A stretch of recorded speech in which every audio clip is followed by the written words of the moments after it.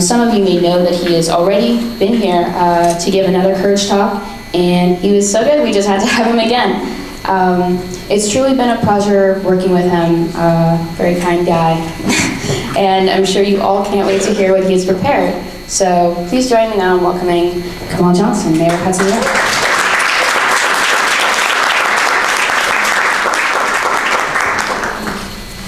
Thank you, Adriana. Good evening, everyone. This is the part we gotta say good evening back. My name is Kamal Johnson. I'm the mayor of the city of Hudson. I'm gonna tell you a bit about my journey to become mayor and a lot of the courage that I had to show, and that family and friends also, because when you run for political office, everybody around you is running as well. And it was a hell of a ride. It's still been a hell of a ride. I was the youngest mayor in Hudson's history at the age of 34. I also am the first African-American to hold the seat of mayor, and the only African-American to run for a higher seat in the city of Hudson. My political journey didn't start out like a lot of other politicians that you may see and speak to. For me, I am one of 4 boys, the only one of those boys not to either be currently in prison or to go to prison.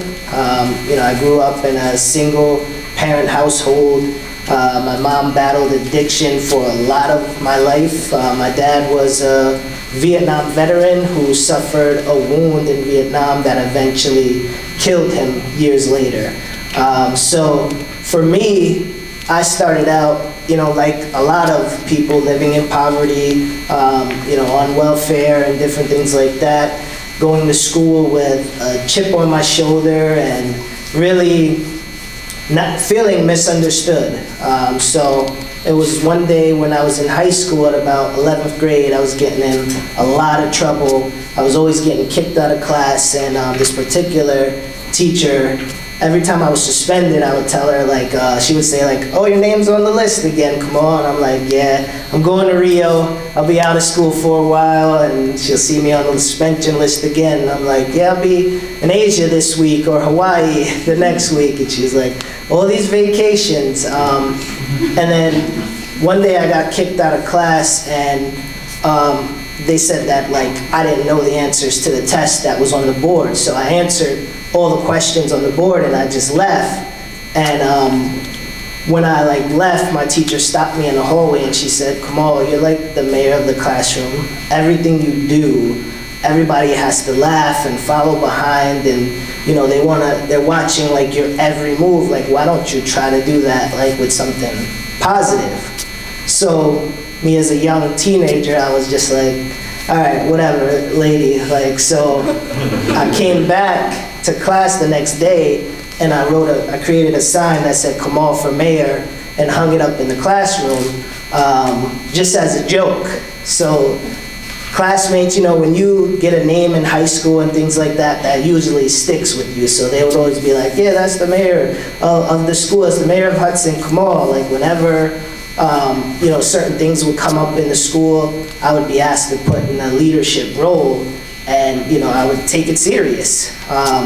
So I really did not know what I was going to do outside of school. Once I got to 12th grade, I graduated by the skin of my teeth. I still don't know how I made it out, and I was just like, what am I going to do now? We're out of school, and I actually went to college on accident. So my friends told me, they were like, hey, let's go to the local college, Columbia Greene, and just check it out. So I was like, all right, it's 13th grade, I could go get C's and skate on by and just see what happened. So I went just because they went. And I remember my first class at Columbia Greene, I was the only male, I was the youngest, and it was all single moms who this was their second chance. So there was no fooling around, no anything in class, and that was really the first time where I kind of buckled down and paid attention to my work. And then I started seeing like some of the moms and folks in my classes come up to me and be like, can you help me with this and can you help me with that? And I was like, you want help from me? So in that instance, I went from the bad kid to the smart kid. So I ended up leaving Columbia Greene with a 4.0, and I went to SUNY New Paltz, which was like a whole new world there. It's like super kind of hippie-ish, like people are very nice. I remember my first day I was sitting down in one of the restaurants and this older couple sat next to me and I was like, whoa.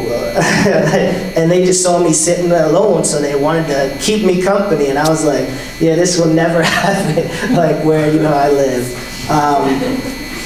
So I started getting more and more into politics. I started working with young people, and that really changed my whole trajectory, where I really felt like I had something, like a talent that was my voice.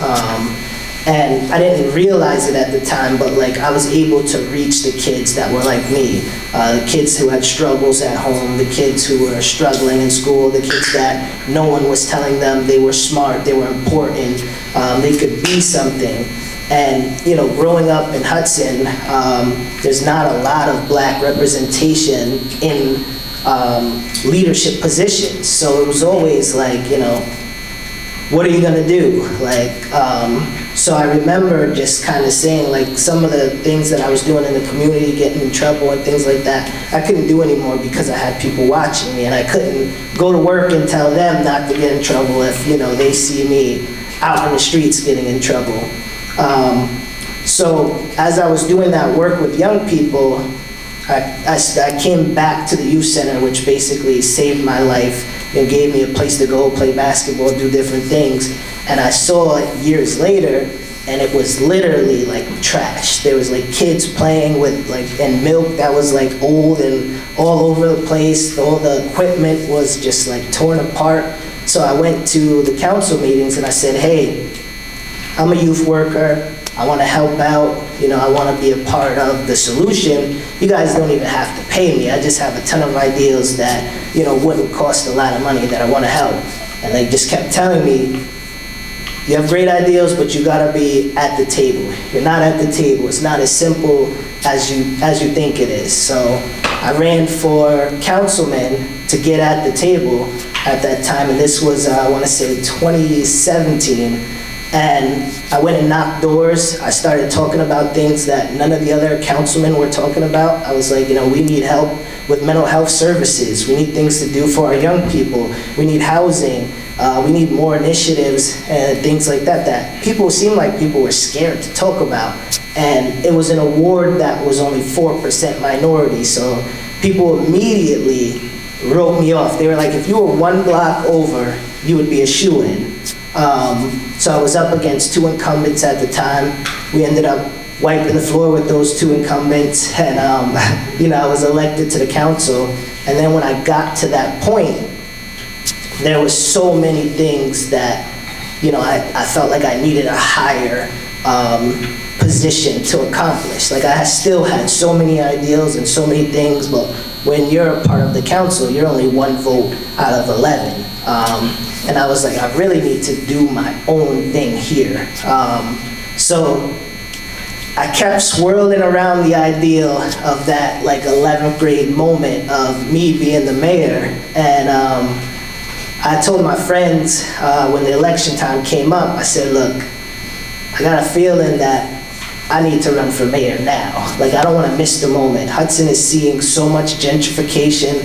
I said there's barely going to be people to vote for me if I wait. So I was like, I'm going to give it the weekend to think about it, and after the weekend, then I'm going to make the decision, and we all got to be in. So one of my friends said, oh shit, we running for mayor.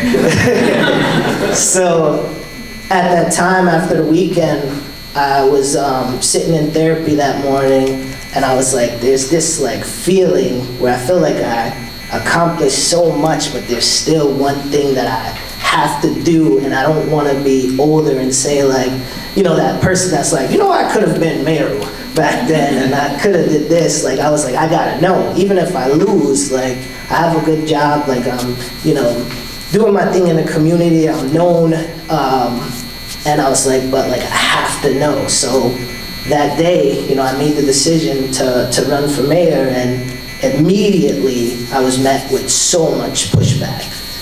They told me, you know, I was too young, at 33 at the time, that, you know, I was too young, that I didn't have enough experience.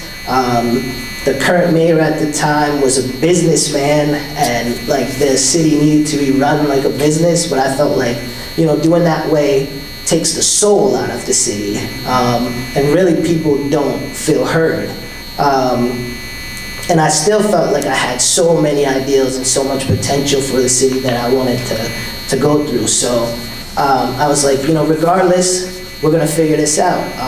So I went and knocked doors. I went and, you know, talked to people, hung up signs everywhere, and it was just so insane to see that, like, Kamal for mayor sign that was realistic, and when it was like just a joke in 11th grade.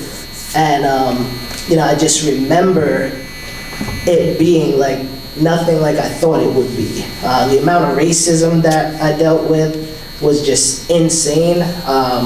You know, it was also around the time where we were starting to see a lot of changes in the community and nationwide, where there was a lot of uprisings because of police brutality on Black people.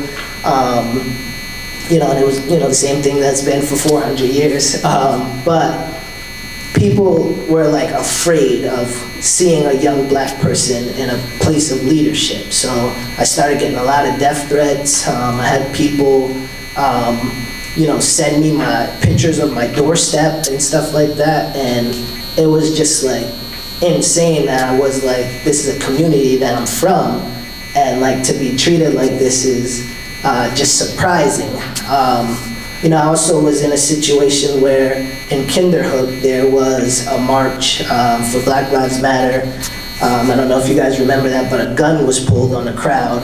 I was directly in that situation, and I was accused of busing Black Lives Matter protesters into the town of Kingston, and I was like, do you guys really think I can afford to bus all of these like people in? Like, I was like, I don't make that kind of money to bus in a whole population.